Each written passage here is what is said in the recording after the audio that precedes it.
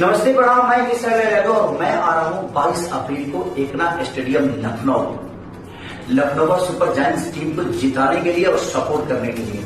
और एक मैं न्योता आप सबको भी दे रहा हूँ कि आप लोग भी आइए और अपना प्यार भरपूर जिस तरह की सारी को देते हैं उसी तरह प्यार दीजिए। ये न्योता मेरी तरफ से है। और 22 तारीख को एक ही काम नहीं करने, कुछ और काम करने भी आ रहा हूँ, यानी कि एक बहुत खूबसूरत गाना आप सबके बीच में लेके आ रहा हूँ। और हो सकता है कि स्टेडियम में आप सबके साथ झूमूं भी, गाऊं भी और नाचो भी।